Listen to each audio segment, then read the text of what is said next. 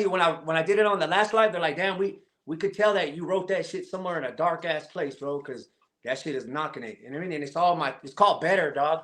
And it's the truest emotions that I got into my poem. That's because I write poetry for like personalized love poems and stuff for like people in the pen. You've been to the pen, hey fool, it's Valentine's Day. Or if you've never been to the pen or in the county jail, like during like holidays, people like different things. So like just the lower thing. They'll be like, hey, let me get a poem for my girl. So I'll tell them, give me some personal stuff, and I'll write a personal poem for them. So like I could tell you, boom, my book is a poem in itself. Like if you read it, like it hits on so many levels, bro, and it's crazy because like I let a couple people already on Instagram and TikTok live, and I just showed up in a room and they were talking about my book. 2 or 3 people were in there. It was a Baloo the Bear, Toxico Perico, and Almighty Tiny. So if you see them names on there, ask them after I sock check them. Then they fucking said they were reading my book. I mean, so like they're bumping that thunder. I know for a fact, bro. No matter my book. I just got my medium stocks right now. Oh yeah, you're all right. You're a down ass fool. Hey, just shout out to Foos Gone Wild and let them know I'm out here sock checking fools on the streets and the store, just to try to get into the movement. I'm trying to get in where I fit in, dog, and I fit in right there with all them fools. Yeah. How do you feel about those like food pages and all that? Do you think they're good for our people or bad or in the middle? If it's comedy, take it for what it is, dog. It's comedy. You know what I mean? Yeah. Take it for what it is. If it's like a fucking Lefty Gunplay, take it what for. He's like the Island Boys, homie. He's getting that bread. The Island Boys are getting that bread. Y'all talk about I'm a millionaire. Fuck, Little Nas X is a millionaire. Nigga, like people sucking dick are millionaires. Well, that don't make you shit. What hurt me, bro, is I'm like, let me tell you about this. So I was the producer, the founder, the creator of the Food Community Podcast. I brought on Icon, and then he kind of pushed me out, but they all didn't want to interview Lefty Gunplay, and I wanted to when he was at like 7 or 8K because I saw him just his charisma, you know how he is, and he got in my inbox, and I'm somebody that likes to deal with people in the beginning, and then and I'm the only buster that was in that circle, a room full of Southsiders. They're all artists, but they're all Southsiders supposedly, and then none of them wanted to help their fellow Southsider, and I was the only one that wanted to help him. Fast forward, all those guys started interviewing him, and then he started saying F the North. And my whole thing was, bro, you were in prison when there was a treaty, and also, dog, like you weren't saying that. I'll tell you right now, he never said fuck the North in prison. I'll guarantee that. Exactly. I guarantee that. He's not being a gentleman and a professional. And then on top of that, bro, he wanted to do a collaboration with Rico Too Smooth, but Rico Too Smooth didn't want to do it with him, and I think he got butthurt over that. You know. Yeah, I was talking to Lucky today from Hoodstock, and I told him, like, I asked him about your podcast and asked him about Controversial Chicano because they want me, and I said, look, fool, like, I'm doing these interviews, but I don't want you to take it like you're saying, like, you're not going to put me on your show because I did a show with these fools. Look, bro, my agenda is I'm trying to break all barriers, homie, with these books. This book isn't like a rap song, fool. This book is something that can touch your daughter. This book is something that could touch your grandma.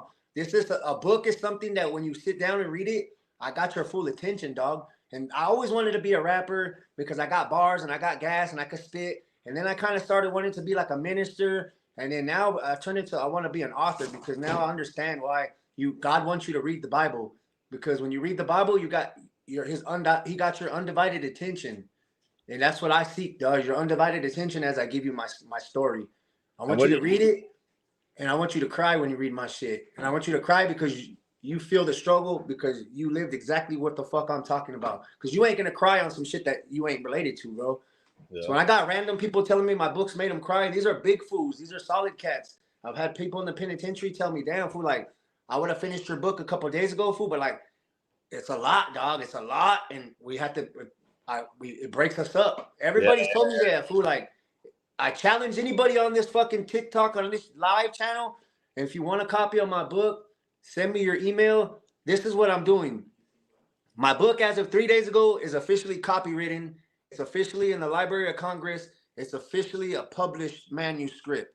100% in my name. Introduction is the name of the book by Kenneth Thunderbird. Is my my LLC name.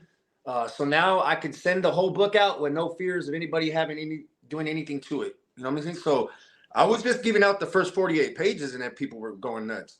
So now I could give you the whole book. So it cost me, believe it or not, $40 to print it's 10 cents a page, and it's 196 pages front and back. So it don't matter if it's front and back; it's still getting charged for the printing. So it's $40. I put a spiral on it with the plastic cover, with the book cover, and then there's pictures in it. So, but the first editions I'm giving out is the unedited version. This one, the one that got like it's typed out and everything. I typed every word out myself. I wrote every word of this book with a flex pen that they give you in the shoe, the flexible ones. And it was written on scratch paper, backs of books, line paper, notebook. And so the original manuscript, it looks like this, and it looks like if I wrote a book on the making and the completion and everything that went into that book, being in a prison system and being an aggressive, a violent offender in the feds, going from yard to yard to yard for stabbing to stabbing to stabbing, because every yard I've been on, I've stabbed somebody. No, Freedom of Information Act. And when I come out with my book, all my rap sheets in there, all my from the feds, I got my motion to inline, so it got every charge I've been convicted of as an adult. I got my shocks from the prison. When I talk about stabbing people, I got my shocks verifying that I've actually did what I said. So everything's fact verified. Nothing's left out. No names are changed. I kept it 100 all the way through, fool. And motherfuckers, this is my soul. And my challenge to anybody is, you can pick any page in this book, and I guarantee by the time they get done reading it, even if they're not a reader, they'll probably say, damn, if I were a reader, I would read that. If they're a reader, they're going to want to know where to get it, or they're going to want to know how to get it, or they're going to want it. And I guarantee you, before you tell them that, just say, hey, pick any page in here and check it out. And then let them say what they say. If they say they don't want to read it, I'll break them off $50, dog. But if they say they want to read it, then they got to buy the book. Hell yeah, I feel that. Hey, what do you say to people that talk like this? One fraud, one smoker, you know? Because I know you're coming out, so you're going to have to already deal with, people trolling us. How you deal with trolls? I don't deal with them because I never had trolls, bro. Like, I did 28 years inside there. Well, my trolls were haters on the yard, and I deal with them differently. So yeah. I'm out here in the world, so now I could just see his comment and probably wonder why he would say that and try to adjust the issues, so maybe the next person won't say that about me. Yeah. Maybe it's my stance or the way I'm talking or something that I'm saying. Maybe I learn every interview too, bro. So maybe he's seeing something in my movement, or he thinks I'm lying. But like, I give you a challenge, Mr. Hayward. Go ahead and Google my name. It's Kenneth James Thunderbird, and see what the first 5 things that pop up on me are, bro. All convictions of my cases, dog. All by myself, no snitch cases. It tells you what prisons I've been in at everything, fool. So if I'm a fraud, my book's a fraud, and all that shit on Google. Like, you can Google me. I can't be a fraud because sometimes people think that I'm trying to, just because I talk to homies, like that, I'm trying to be some big gangster or something, bro. And that's like not even the energy that I don't get that from you at all. I just see a dude that's trying to make a wave with this motherfucking movement, and you're gonna jump on anything that's cracking, just like I am.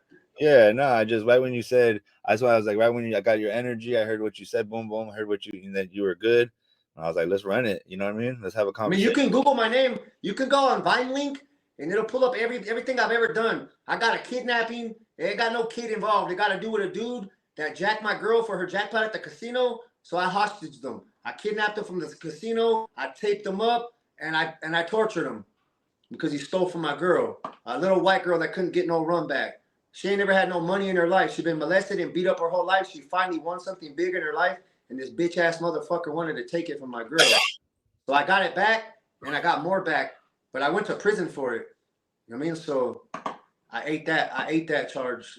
I got 15 years suspended in Oklahoma, and I did 5 years on it. And then while I was in the county jail trying to get this punk motherfucker not to say nothing, they got me with an attempting to prevent a witness from giving testimony, which they gave me 5 years for. And then I beat 2 dudes up in the county jail, and they snitched on me, so they got OR'd. Everybody I beat up was getting OR'd, fool, because it's a little-ass small jail in Oklahoma. It was just the Confederate white people and the Native Americans, and they're going at it, and the Confederates run the jail, and the Native Americans are underneath in the jail. So, like, anything you do in that jail, you're getting a charge. You know what I'm saying? Yeah. Like, at the time, I'm in jail, potentially about to be revoked for 15 years. I'm in jail for absolutely nothing I did wrong, right? I'm just hoping to get out, and I got to fuck these dudes up in jail. And every time I fuck someone up, I get another charge, and this judge is seeing new charges on top of this hearing that I'm supposed to go to, so it wasn't looking good. But somehow, some way, I threatened the district attorney in the courtroom, because she turned to the district attorney and said, oh, do what you want with them. I can't tell him nothing. Wash my hands. I said, bitch, what the fuck? I'm looking at 15 years. You're gonna tell the district attorney, I'll blow your fucking house up. I caught attempting to prevent a witness from threatening acts of violence. Yeah. I had to get a conflict lawyer. None of the lawyers in that entire county can hear me or be on my case. So I had to get a conflict lawyer, which was like 3 hours away. I sat in jail for 8 months just to go home at the end of the day for everything I told him. I said, look, this is what it is. And at the end of the day, the DA said, oh, this is what it is. He should be out already. And I did 8 months for nothing. I mean, so sitting in that crazy ass jail with all the Indians I put on my channel. I put 10 cell phones in prisons in Oklahoma. 10 cell phones I put in Oklahoma prisons. You can check my YouTube channel out right now. I got an interview I did on Hood Media with my Indian partners for my set, my Indian set. I'm part of an Indian set too in Oklahoma because I stand on that shit. And I'm one of the founders. We're an organization. And in prison, we're a gang. We're the only Indian gang that can walk every yard, not cover up, and we ain't took no losses. And we're over 500 deep. And I'm one of the founders. And on the streets, we do community work. So it's all about bettering ourselves. But in prison, you got to do what you got to do, dog. You know what I'm saying? Hell yeah. Tristan Torres, Kenny Thunder on Instagram. If you friend me and send me your email, I'll send you a copy of the book. Or if you can, I don't know how we can save. I can't even see the comments in here. So. Oh, you can't? Yeah, this guy's saying another guy's asking for you to shoot the link to the book. Ask him, tell him, put my link info right there, Kenny Thunder 22 or Kenny Thunder 11 at Instagram or TikTok. And if they want to get my book, email me and I'll send them the copies for. I'm not fucking here. I think I can grab your. I think I can grab Instagram from here. Hey, what I was saying though about my book, I'm gonna put the unedited version out so people can read what I was writing. And the reason I like it this way is because I pretty much freestyled this book, bro. So when you read it like this, you're reading me exactly, fool. You're reading it exactly as I put it down. And there's misspelled words like that. Yeah, and that's how I wanted the real book. Behind the scenes, more rough, more real. If I wanted the book actually in my handwriting, like to take a picture of the pages and fix up the words, and then even put it in the scratch paper. Huh?